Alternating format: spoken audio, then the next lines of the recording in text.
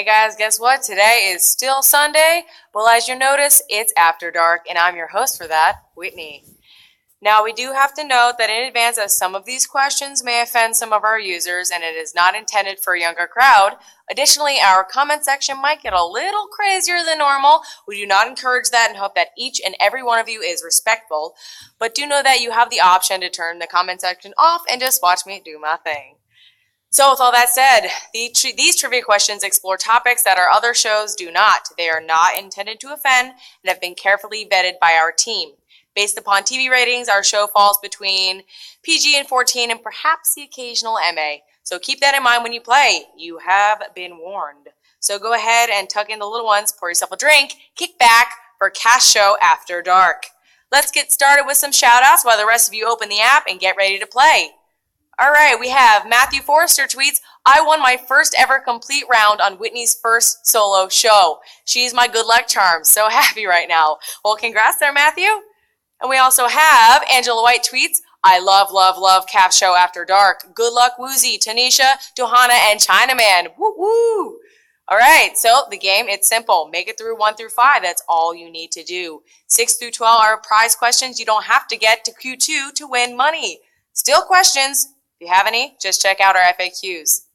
All right, if you guys are ready to go, let's start this game.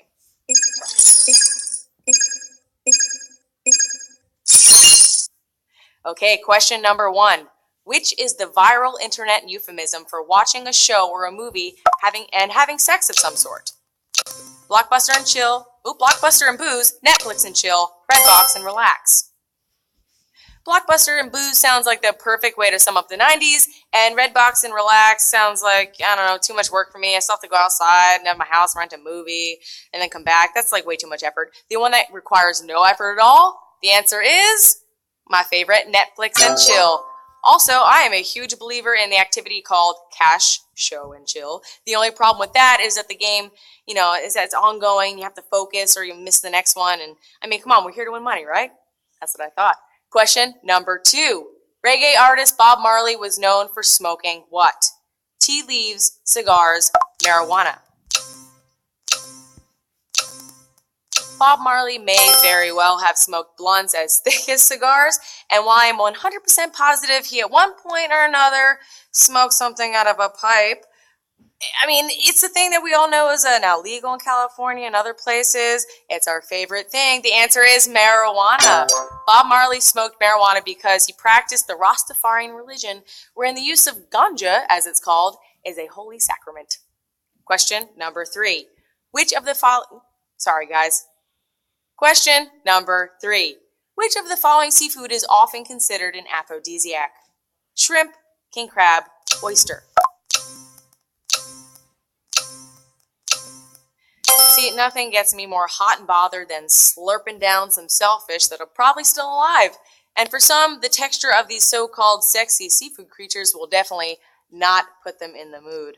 I mean, for these things, I like to put a lot of horseradish, some sauce. These are my favorite, oysters. While oysters do contain some properties that may improve sex drive, scientists are yet to find conclusive evidence as to whether or not the consumption of these makes much of a difference at all. I mean, I've had them before. I didn't really feel anything, but that's just me.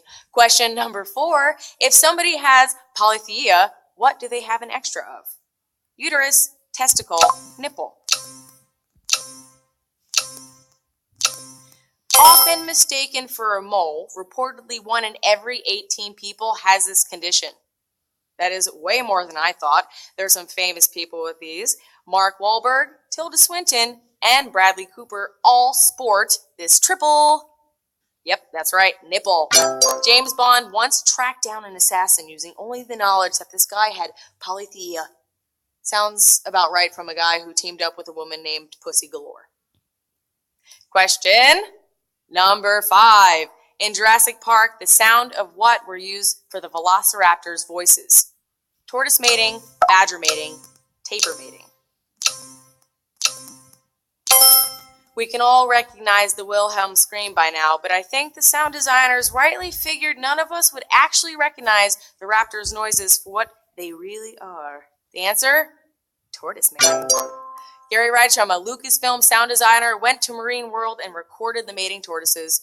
Various other raptor noises in the movie were in fact recordings of horse breathing and really annoyed geese. Now, on to our prize questions. Remember, all of you can tweet us directly at the interwebs using the handle @castshow_trivia. Okay, question number 6. In competitive gaming, what is the act of winning character repeatedly crouching over the losing character's face called? Donut dunking, moon milking, teabagging. Pre-team gamer rituals and linguistics. What a rich subculture they've created from Call of Duty. Terms ranging from noob tubing, camping, and of course, the ever so popular teabagging. Gamers started teabagging because when you played Halo after someone killed you, you could still see the screen for a few seconds. I mean, nothing like getting killed and then rubbing some salt in the wound. All right, guys, question number 7. In Star Wars, Princess Leia's love interest carried a blaster inspired by which gun? Volskov Mulligan 22, Sterling SMG, Mauser C96.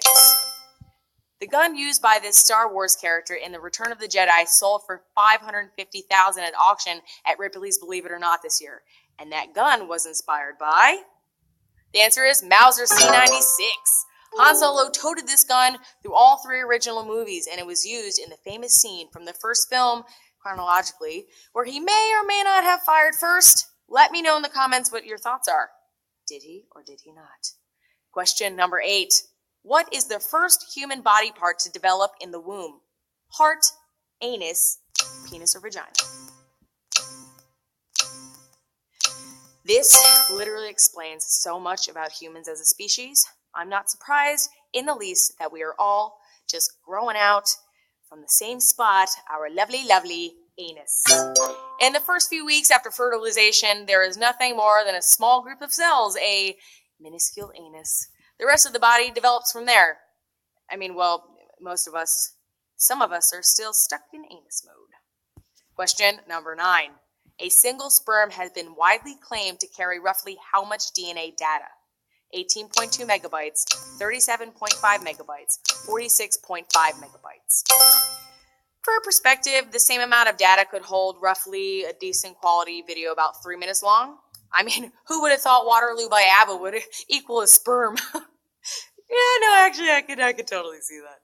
The answer, 37.5 megabytes. There are some disputes as to this number and how it came to be and the fluctuation of, who defines information versus data. All I want to know is why someone always brings it up at Thanksgiving at my house. Little sis, I am talking to you. Question number 10. How much money was demanded in the first ever kidnapping ransom note in U.S. history? 40,000, 30,000, 20,000. I was about to be like, none of these choices are really that bad, but since the kidnap happened back in 1874, the demand would be for 400,000 in modern dollars. But back then it was 20,000. All right, I think we have some comments here I'd like to go to. We got O-Dog 1986, first time playing the late game. Welcome, first time doing it myself. We have, Jody BARJD. Hi from New York. What's up, New York? Nice to see you. All right, question number 11. According to historians, the first recorded act of mooning was done by whom? A soldier, a noble, a jester. According to the Roman historian Josephus, a Roman soldier mooned the passing group of Jews who were celebrating Passover.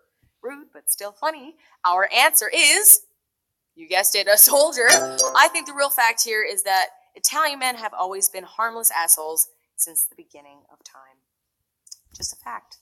I mean, I think so. I mean, I don't want to offend, but a little bit. I still love Italians. It's okay. I love Italian food. Remember, we are live again tomorrow, 6:30 p.m. on the West Coast and 9:30 on the East Coast.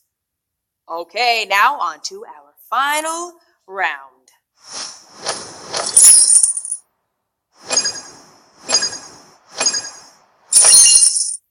Here we go. Question 12. Which mushroom has been fabled to give women an orgasm with its odor? Phallus imputicus, Phallus hydriana, Phallus indicotis. I mean, for me, when I think of mushrooms, I don't normally go, ooh, sexy. But who knows, maybe if I smelled this fable mushroom, I might be sang in a different tune? The answer, Phallus indiciotus. After initial studies, results emerged, further interest and tests were done. Out of 16 women, only 6 had mild orgasms, and while the remaining 10 experienced an increase in heart rate. All right, guys. Hey, if you got all those right, you got some money in your pocket, or at least in your PayPal. This is our prize distribution list. Looking pretty good. Ooh, we have a couple more shout-outs here. Kifa Huza, Cash Show at Night. Yep, that's right. We got Bev, 3035, Aloha from Maui. Nice, okay. All right, on to our winners list. Here we go. Ooh, looking, whoa, $3.95. I think that might call for the cash good. Hey! That was a lot of money, guys. Good job. All right. Did you enjoy the Cash Show After Dark? Want to see some more? Let us know at cashshow_trivia. Next show, you know it is tomorrow. I've enjoyed this weekend with Cash Show team so much and with all of you. Until next time, this is Whitney signing off.